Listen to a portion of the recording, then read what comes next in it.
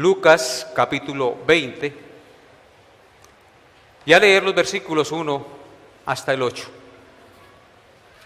Lucas 20, 1 hasta el 8. Dice la palabra de Dios. Sucedió un día que enseñando Jesús al pueblo en el templo y anunciando el evangelio, llegaron los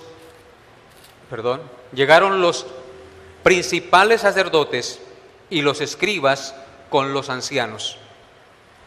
Y le hablaron diciendo: dinos con qué autoridad haces estas cosas, o quién es el que te ha dado esta autoridad. Respondiendo Jesús les dijo: os haré yo también una pregunta. Respondedme, ¿el bautismo de Juan era del cielo o de los hombres? Entonces ellos discutían entre sí diciendo: si decimos del cielo, dirá, ¿por qué pues no le creísteis?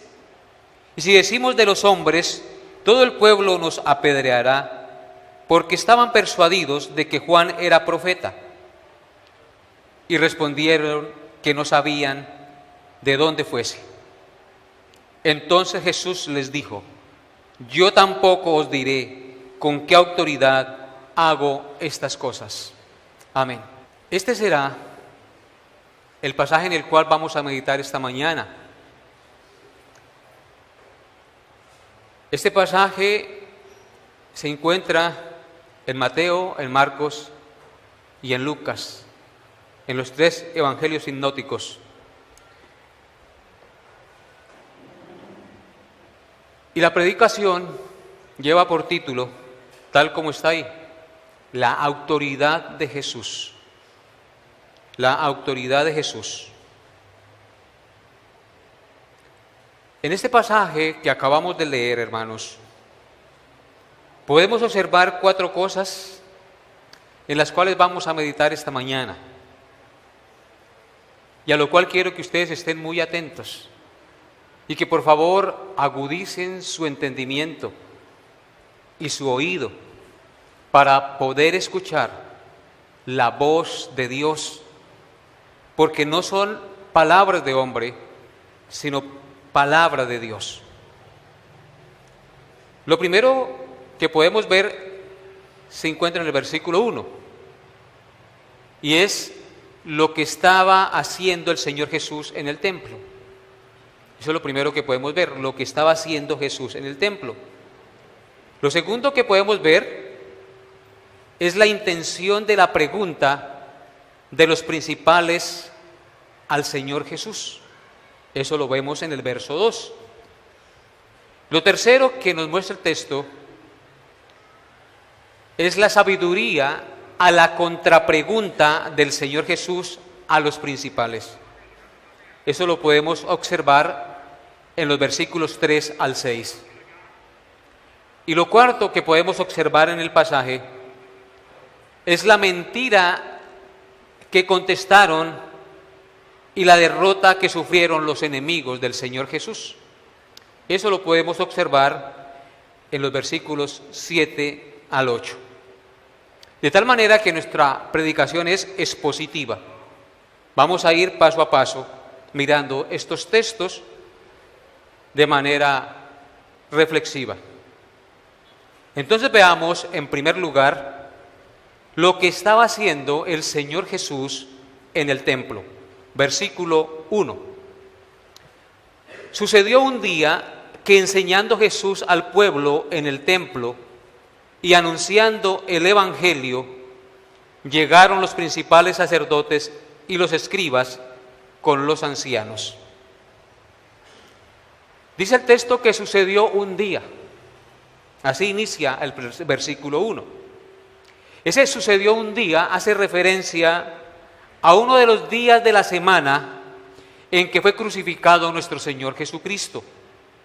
Lo más probable es que ese día sea el día martes. No debemos olvidar que estamos en el contexto de la semana cuando Cristo llegó a Jerusalén, y fue proclamado por la multitud como rey entrando en un burrito. Luego, en esa semana, sería apresado por sus enemigos, maltratado, crucificado, muerto y sepultado. O sea que todo lo que pasa del capítulo 19, después de la entrada triunfal, hasta terminar Lucas, es todo lo que pasó en esa semana. Y en eso estaremos concentrados durante el resto de predicaciones, lo que sucedió en esa semana de la crucifixión. Entonces, sucedió un día, hace referencia, lo más probable es al día martes, porque él llegó un domingo a Jerusalén y fue proclamado, por eso el famoso Domingo de Ramos, donde Jesús entra triunfante a Jerusalén. En el día lunes es cuando él va al templo y purifica el templo volteando las mesas de los vendedores, de los mercaderes del templo y volteando las mesas de las monedas de los cambistas. Y luego continúa, que eso fue lo que vimos el domingo pasado, y luego continúa otra escena que sucedió un día. Ese día lo más probable es que sea el día martes. ¿Qué estaba haciendo el Señor ese día martes en el templo? Nos dice el texto, sucedió un día que enseñando Jesús al pueblo en el templo y anunciando el Evangelio. Entonces, ¿qué estaba haciendo el Señor Jesús en el templo? Haciendo dos cosas: enseñando y anunciando el Evangelio. Esa palabra anunciar significa predicando. Enseñando al pueblo y anunciando el Evangelio. Aunque la enseñanza y la predicación son muy afines y ambas tienen el mismo fundamento, que es la palabra de Dios, hay una diferencia entre enseñar y predicar. Enseñar en el griego bíblico tiene que ver con instruir, con transmitir el conocimiento de la palabra de Dios para llevar a la persona a una madurez y a una relación más íntima con su Creador. Eso implica enseñar.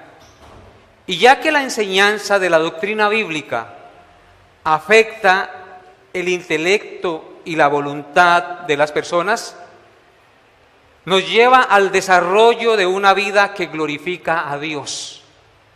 Por eso fue que Cristo dijo: vayan por todo el mundo, bautícenlos, prediquen el Evangelio a toda criatura, bautícenlos en el nombre del Padre, del Hijo y del Espíritu Santo, y enséñenles todas las cosas que os he mandado. O sea que la enseñanza tiene como fin llevar a las personas a la madurez, porque es la instrucción de la doctrina bíblica en la persona, para que esa persona desarrolle su voluntad y su intelecto de acuerdo a la voluntad de Dios y glorifique a Dios, porque es la palabra de Dios la que lo instruye. Amén.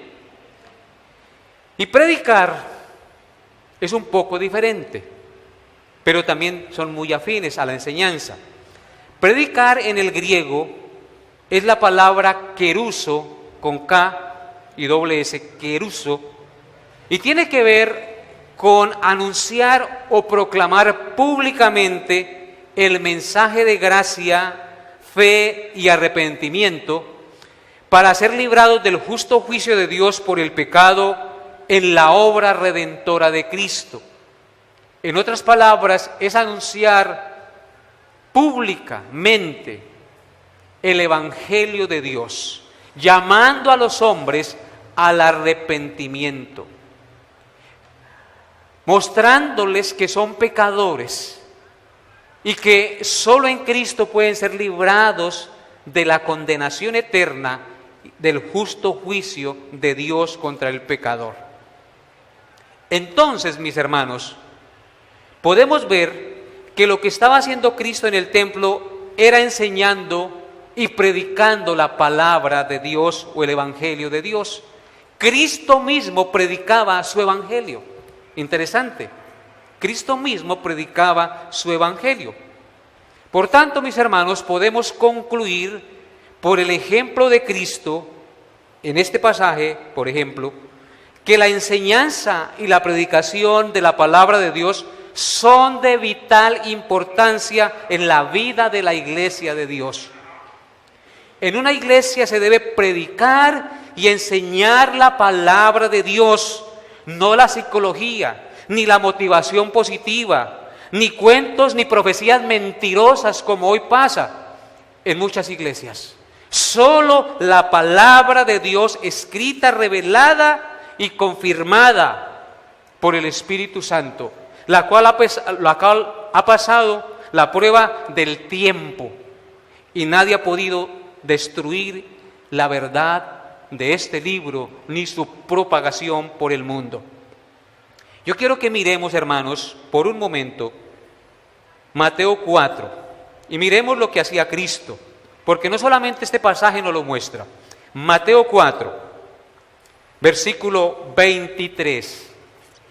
No pierdan Lucas, por favor. Mateo 4, versículo 23. Coja su Biblia ahí, busque en su Biblia, disponga su corazón, conéctese con Dios a la enseñanza de la verdad. Y no vemos lo que dice Mateo 4, 23. Dice: recorrió Jesús toda Galilea, enseñando, ¿se oyen eso? Enseñando en las sinagogas de ellos, ¿y qué más? Y predicando el evangelio del reino y sanando toda enfermedad y toda dolencia en el pueblo. 3 cosas hacía Jesús en su ministerio público. La primera era enseñar la doctrina de Dios. En segundo lugar, dice el texto, predicar el evangelio del reino. El reino de Dios se había acercado. ¿Quién era el reino de Dios? Cristo mismo se había acercado. Y sanando toda enfermedad y toda dolencia en el pueblo. Él mostró con credenciales de milagros y prodigios que Él era el Mesías prometido. Y eso hacía por toda Galilea, por todo Israel en su ministerio público. Ahora notemos lo que hacían los apóstoles en Hechos 5, versículos 41 al 42. Hechos 5, versículos 41 al 42. Y ellos salieron de la presencia del concilio, gozosos de haber sido tenidos por dignos de padecer afrenta por causa del nombre. Hace referencia al nombre de Cristo. Y todos los días en el templo y por las casas no cesaban ¿de qué? De enseñar y ¿qué más? Y predicar a Jesucristo. Entonces, no solo Cristo enseñaba y predicaba, sino también sus apóstoles. En este caso hace referencia a Pedro y a Juan, que habían sido encarcelados y habían sido azotados por predicar a Cristo. Pero después de haber sido azotados, salieron gozosos de haber sufrido por el nombre de Cristo. Y nadie pudo detenerlos, sino que todos los días, dice, en el templo y por las casas, no cesaban de enseñar y predicar ¿a quién? A Jesucristo. A Jesucristo se enseña y a Jesucristo se predica. Amén. Ahora miremos lo que hacía Pablo. Hechos 20, 28, 30 y 31. Hechos 28, 30 al 31. Ya al final de su ministerio, noten lo que dice, aunque también durante todo su ministerio eso fue lo que hizo Pablo. Hechos 28, 30 al 31. Dice así, Hechos 28, 30 al 31. Y Pablo permaneció 2 años enteros en una casa alquilada y recibía a todos los que a él venían, predicando el reino de Dios. ¿Qué hacía Pablo? Predicar el reino de Dios y enseñando acerca del Señor Jesucristo abiertamente y sin impedimento. Otra vez encontramos enseñanza y predicación. O sea que ambas cosas son vitales en una congregación. El ejemplo de Cristo, el ejemplo de los apóstoles, el ejemplo de Pablo, el ejemplo de Juan y de Pedro. Ahora miremos Primera de Timoteo capítulo 5, verso 17. Primera de Timoteo capítulo 5, verso 17. Los ancianos que gobiernan bien, hace referencia a la iglesia, a los pastores, los ancianos que gobiernan bien sean tenidos por dignos de doble honor, mayormente los que trabajan ¿en qué? En predicar y enseñar la palabra de Dios. Entonces podemos concluir por estos pasajes que la iglesia necesita de pastores, de hombres, de mujeres que enseñen y prediquen la palabra de Dios. Es necesario predicar y enseñar la palabra de Dios. Son dos cosas diferentes, muy afines, pero diferentes. Y ambas necesitan ser llevadas a cabo en la iglesia del Señor. Por eso fue que Pablo dijo, agradó salvar a los hombres el Señor por la locura de la predicación. Y eso lo encontramos en 1 Corintios 1:21, allá no vamos a ir. Entonces, hermanos, con esto concluimos nuestro primer punto. Dice, sucedió un día que enseñando Jesús al pueblo en el templo y anunciando el evangelio, llegaron los principales sacerdotes y los escribas y los ancianos. ¿Quiénes llegaron ante Cristo? El texto griego nos da a entender que súbitamente llegaron a donde Cristo estaba, cuando él menos lo pensaba. ¿Llegaron quiénes? Los principales sacerdotes, 3 grupos de personas, los escribas y los ancianos. Los sacerdotes, los que ofrendaban la víctima, los que presentaban la víctima en el lugar santísimo. Luego dice que los escribas, los que transcribían la ley de Dios y enseñaban la doctrina, y los ancianos, los de más alto renombre, escribas, fariseos también, de la alta sociedad que tenían mucha influencia en Jerusalén. Dice el verso 2, entonces, en segundo lugar, veamos la intención de la pregunta de los principales al Señor Jesús. Verso 2.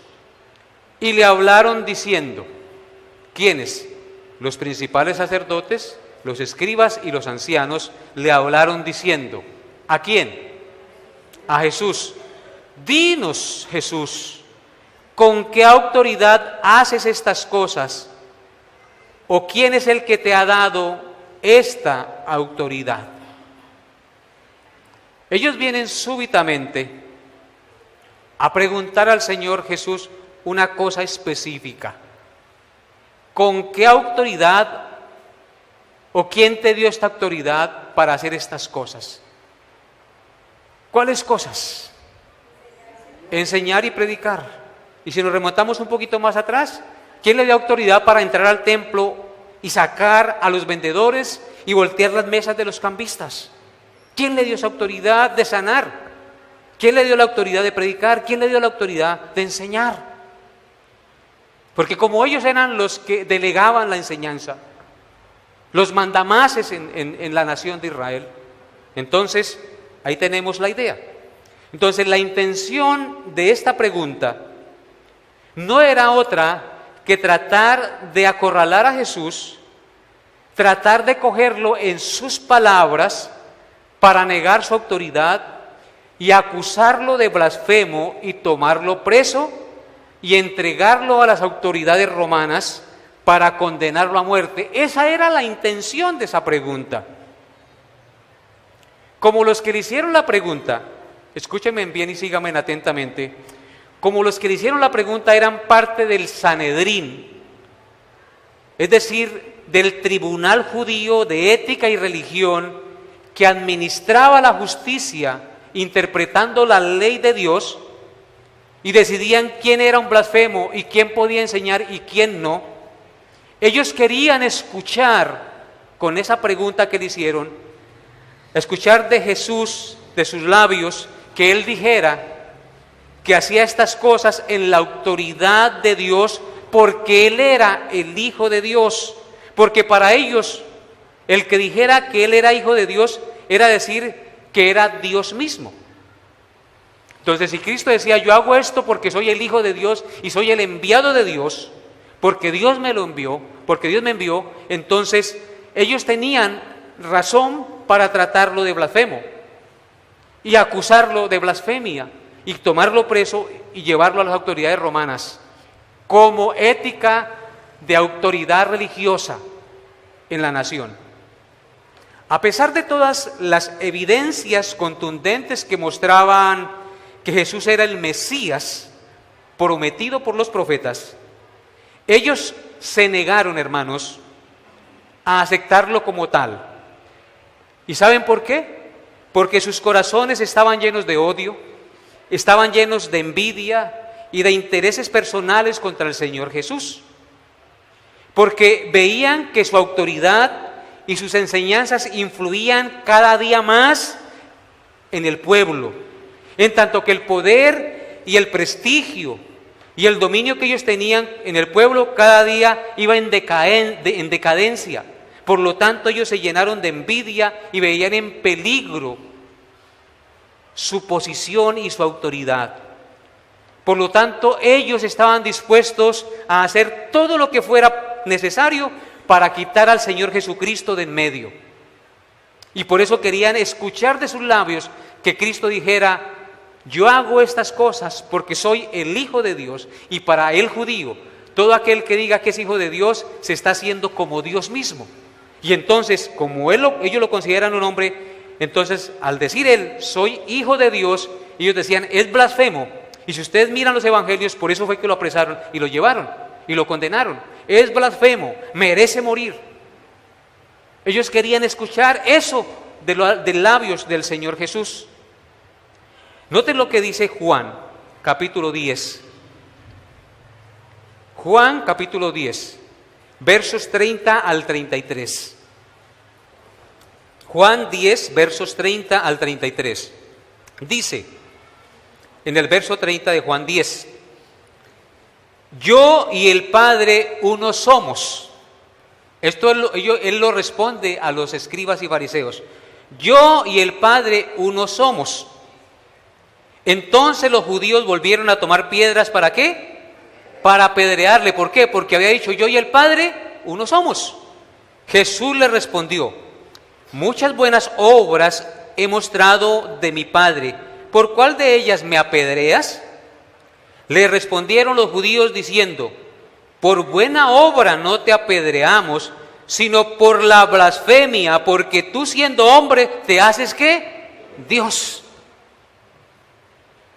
Entonces, esa fue la intención de la pregunta.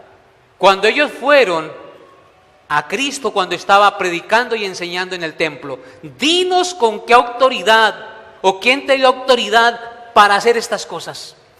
Ellos querían escuchar, yo soy el Hijo de Dios y Dios me dio la autoridad.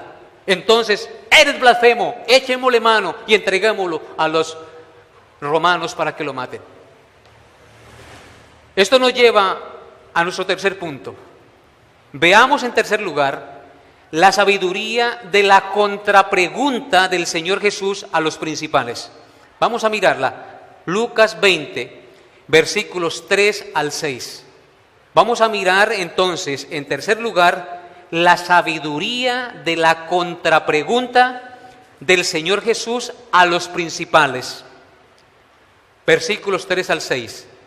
Respondiendo Jesús les dijo, os haré yo también una pregunta, respondedme, ¿el bautismo de Juan era del cielo o de los hombres? Entonces ellos discutían entre sí diciendo, si decimos del cielo, dirá, ¿por qué pues no le creísteis? Y si decimos de los hombres, todo el pueblo nos apedreará porque están persuadidos de que Juan era profeta. Amén.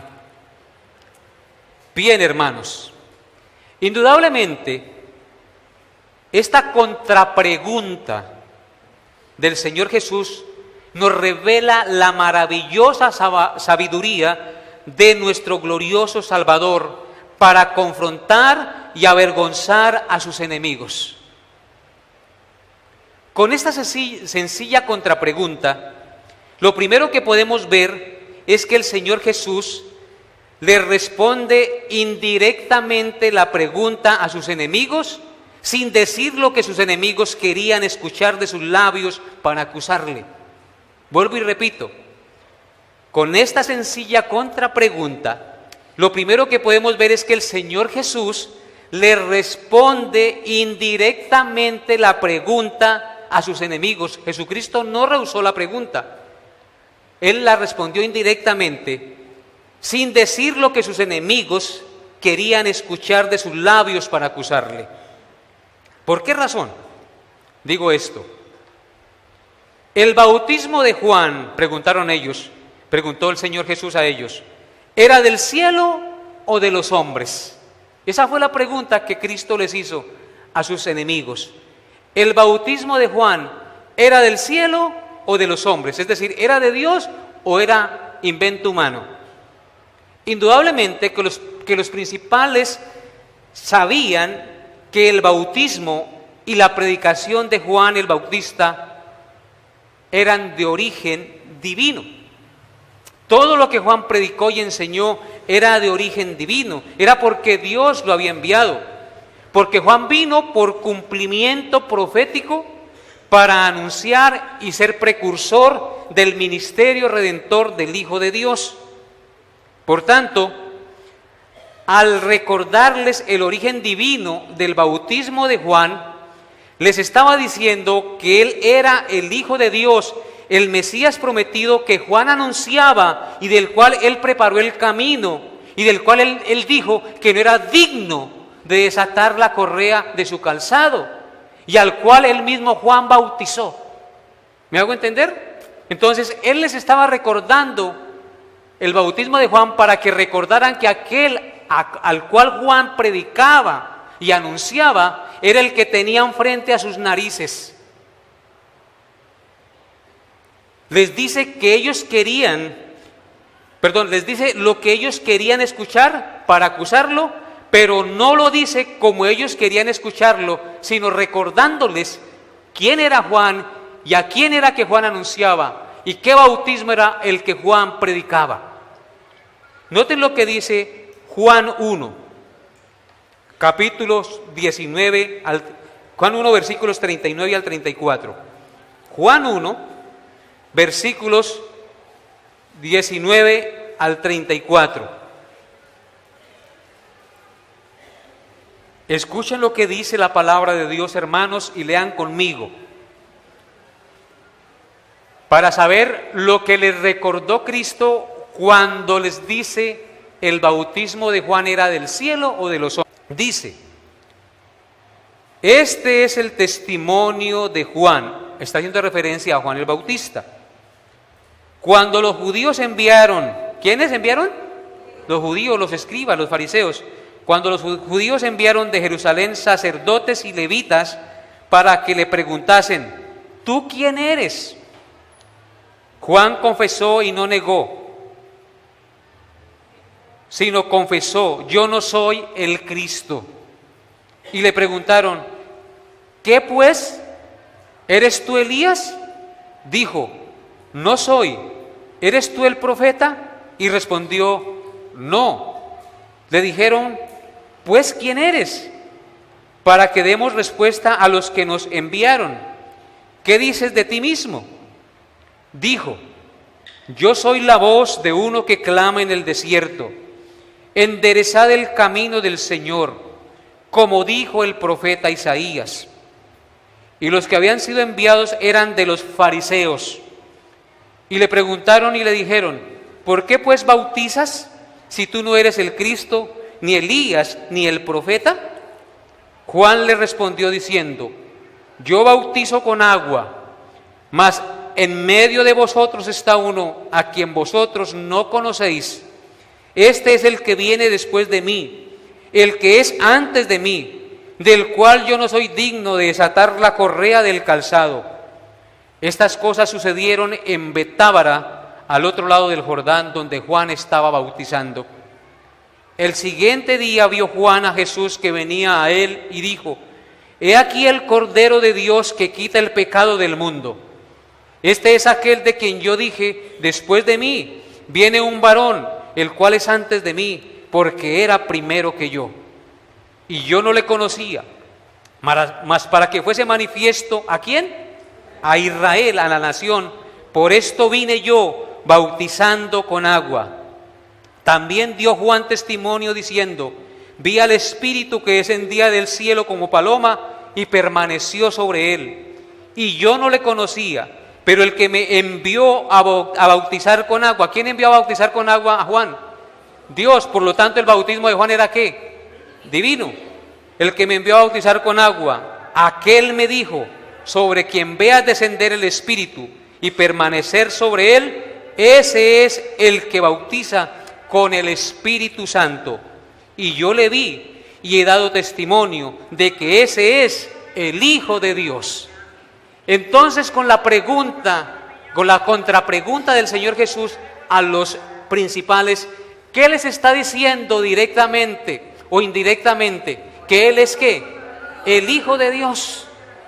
Pero no lo dijo con las palabras que ellos querían escucharlas, porque Cristo sabía que le echaban mano, sino que por el contrario, su contrapregunta, mis hermanos, fue maravillosa. ¿Por qué razón? Porque en segundo lugar, al mismo tiempo esa contrapregunta no solo le respondía a la pregunta que ellos le hicieron, sino que al mismo tiempo con esa contrapregunta pone a sus enemigos contra la pared. Los puso contra la pared. ¿Por qué? Porque si contestaban los enemigos que el bautismo de Juan era del cielo, uy, Señor, si contestaban que el bautismo de Juan era del cielo, necesariamente, como ellos mismos dicen, tenían que reconocer que el que estaba interrogando era el Hijo de Dios, porque ellos conocían la historia de Juan. Era el Mesías prometido que Juan anunció. Ellos tenían que reconocerlo y por lo tanto debían arrepentirse y creer en él para su salvación.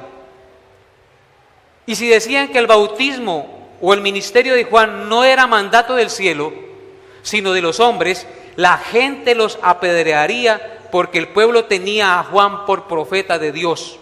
En otras palabras, los cazadores resultaron ¿qué? Casados. Las malvadas intenciones de estos principales se volvieron en su contra.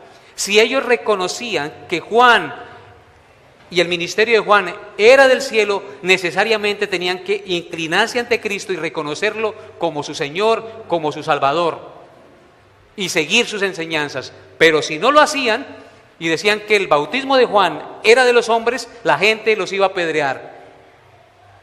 Entonces, estos orgullosos y envidiosos hombres estaban en una encrucijada por la sabiduría del Señor Jesús, hermanos. El Señor Jesús los puso en una encrucijada. Veamos entonces un poquito algunos textos que nos hablan de la sabiduría de Cristo. Y miremos por qué estaban en una encrucijada posteriormente. Lucas 2:40 dice: y el niño crecía, hablando del niño Jesús en su infancia, el niño crecía y ¿qué? Se fortalecía y se llenaba de sabiduría, y la gracia de Dios era sobre él. Desde pequeñito, el Señor Jesús no solamente creció en estatura, sino que se fortalecía y se llenaba ¿de qué? De sabiduría. Y la gracia de Dios era sobre él. Por eso él era tan sabio y es tan sabio. Ahora vaya a Mateo capítulo 13, verso 54.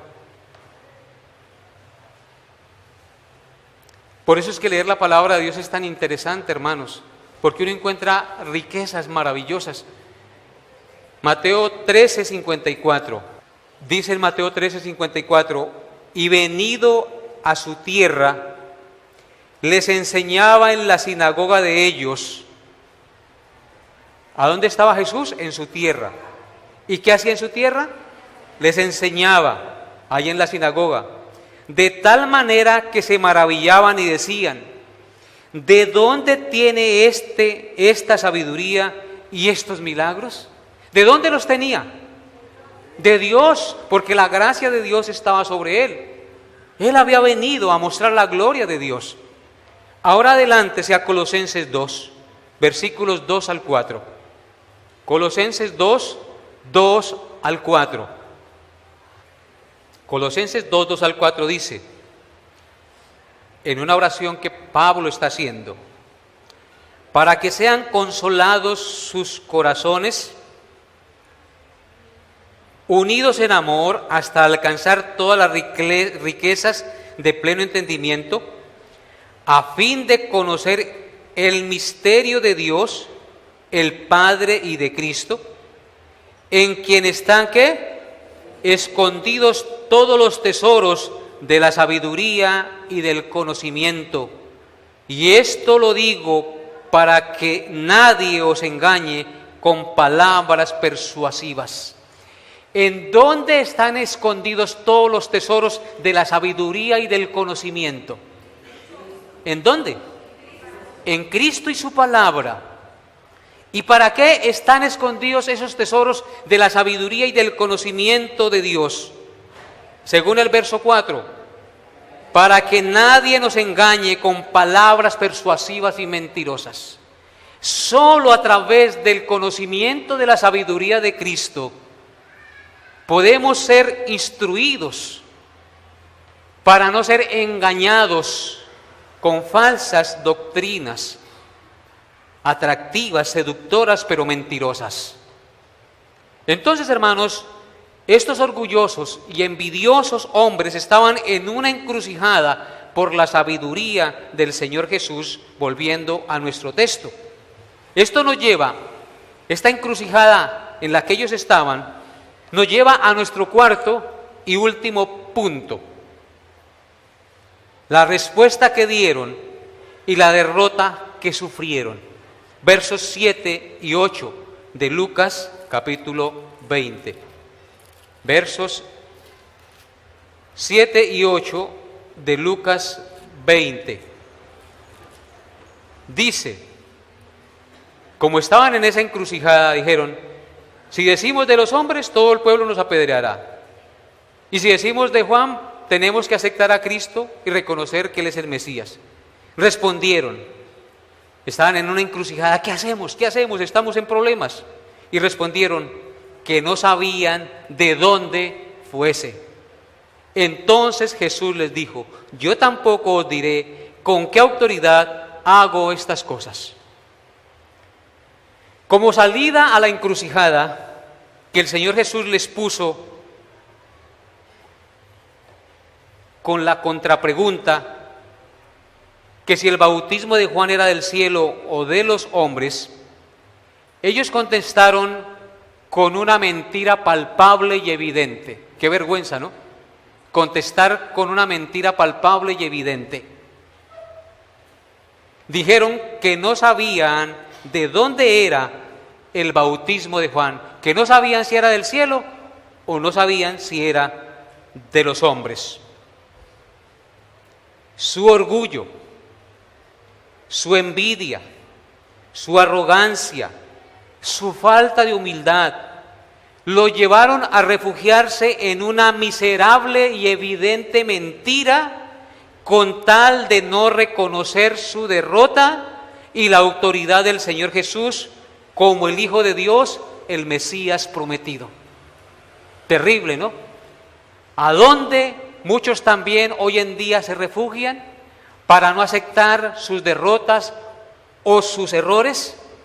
En las mentiras, por su orgullo, por su arrogancia, por su falta de humildad.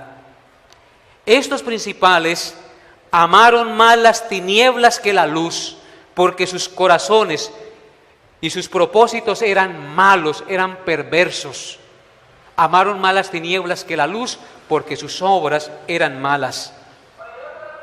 No quisieron reconocer a Cristo como su Señor y Salvador. Prefirieron irse al infierno que humillarse ante el glorioso Salvador al cual tenían frente a ellos y del cual se negaron a reconocer su autoridad y su divinidad. Terrible, ¿no? Así también hoy en día, hermanos, así también hoy en día.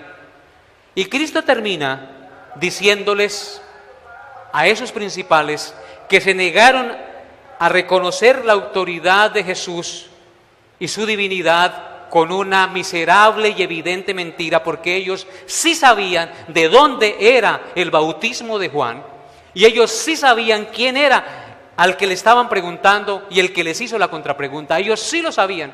Con una miserable mentira se excusaron por no reconocerle. Entonces Cristo termina diciéndoles: yo tampoco les digo con qué autoridad hago estas cosas, porque ustedes sí lo saben. Cristo triunfa sobre sus enemigos con tan solo una pequeña pregunta. ¿Qué sabiduría la de nuestro glorioso Salvador Jesucristo? ¿No les parece, hermanos? ¿Han seguido la enseñanza, hermanos? Fueron paso a paso conmigo.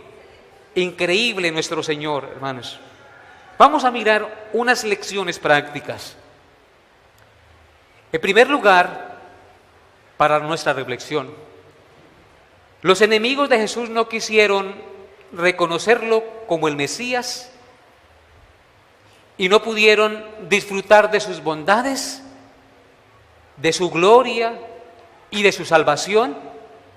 No pudieron disfrutar de la eterna salvación. ¿Saben por qué? Porque estaban llenos de envidia, estaban llenos de odio, estaban llenos de resentimiento, estaban llenos de hipocresía y de intereses personales. Así también hoy en día, muchos, debido a su hipocresía, debido a su orgullo, a su avaricia, a sus intereses personales, no pueden crecer en su vida espiritual y siempre encuentran una excusa y una mentira para salirse y no disfrutan de las bondades y de la gloria de la salvación, porque su pecado los enceguece y los endurece de manera tal que viendo no ven ni oyendo oyen, hermanos. Y es lamentable tener que decirlo. Todo porque su corazón se ha endurecido. Se ha entenebrecido su mente, que no pueden percibir la bondad y el amor de Dios, porque se niegan a humillarse, porque se niegan a reconocer su maldad, su pecado. No, mis amados hermanos, debemos ser humildes y reconocer que por encima de nosotros está un Dios que todo lo ve y que todo lo sabe, y que por más que podamos engañar a los hombres, a Él no lo podemos engañar. Con Dios no podemos jugar. Estos principales quisieron jugar con Cristo, enredar a Cristo, pero ¿cómo se fueron? Vinieron por lana y se fueron trasquilados. Así les pasó.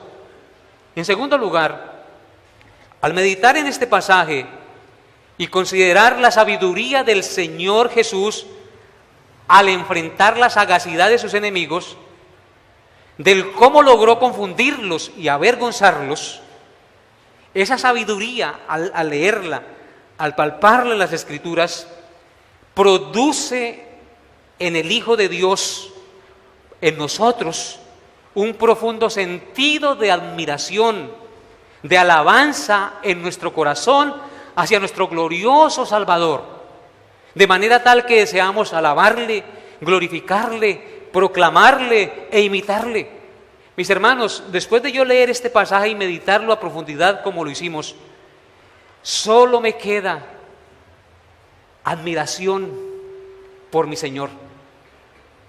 Ese sentido de conciencia, de admiración por tener un Salvador tan sabio, tan poderoso, tan humilde, tan grande, tan maravilloso, que nuestro corazón debe ser movido a alabarlo, a glorificarle, a exaltarle, a proclamarle, a anunciarle, mi amado hermano.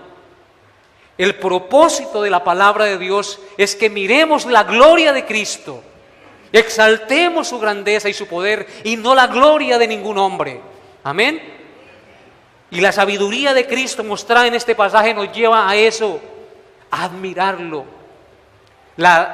Por eso en un salmo dice: la gracia de Dios se derramó en sus labios. Eres el más hermoso de los hijos de los hombres. Cristo es digno de admiración y de alabanza. A Él sea la gloria por siempre. Y en tercer lugar, como hijos de Dios, lo que realmente necesitamos, mis amados hermanos, mirando el pasaje, no es plata, no es prestigio. Lo que realmente necesitamos es la sabiduría divina. Óiganlo bien, lo que usted y yo necesitamos es la sabiduría divina para poder vivir en este mundo para la gloria de Dios, tal como vivió nuestro Señor Jesús. Y lo más maravilloso, mis amados hermanos, es que tenemos la promesa de la palabra de Dios, tenemos la promesa divina. Si alguno de vosotros tiene falta de sabiduría, pídala a Dios, el cual da a todos abundantemente y sin reproche, y le será dada.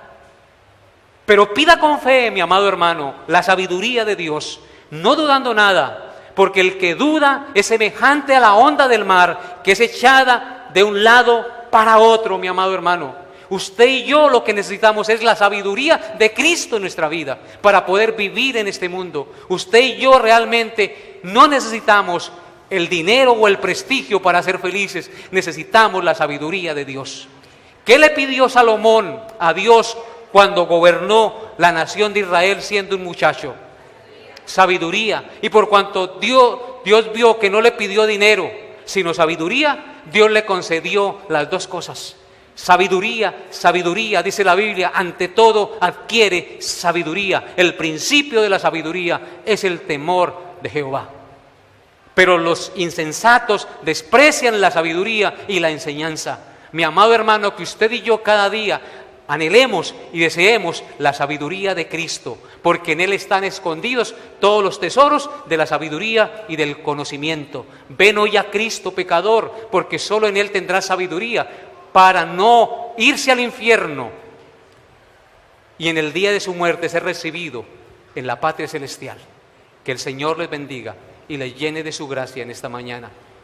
Coloquémonos en pie, hermanos. Oremos. Padre Santo, nos postramos ante ti, Señor, de corazón, después de ver la gloria de Cristo en su sabiduría, en cómo enfrentar a los enemigos sin malas palabras, sin malas actitudes, con una pregunta de las Sagradas Escrituras. Los derrotó, los confundió, los avergonzó. Cuán maravilloso eres, Jesús, cuán glorioso eres, digno de honra, de alabanza. No hay otro como tú, Señor. Tú eres único y excelso, Señor Jesús, Rey de reyes y Señor de los señores, glorioso en palabra, obra y justicia, Señor.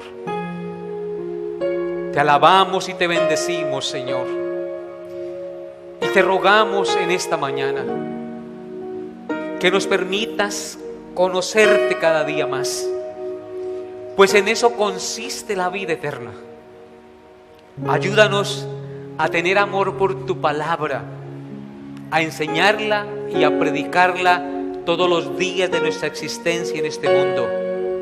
Ayuda, Señor, a las familias, a los padres, a los hijos, a tomar cada día un tiempo para leer y meditar en la palabra de Dios en sus casas para escudriñar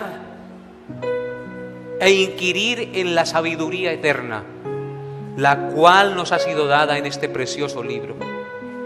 Señor, te pedimos perdón, porque realmente no te amamos ni deseamos tu palabra como deberíamos desearla. Ayúdanos, Señor, danos hambre y sed de ti. Sacia nuestros labios e inunda nuestra mente y nuestro corazón de tu palabra, Señor. Danos el tiempo y la disposición de mente y corazón para leer tu palabra, para inquirir en este libro, para no apartarnos ni a izquierda ni a derecha.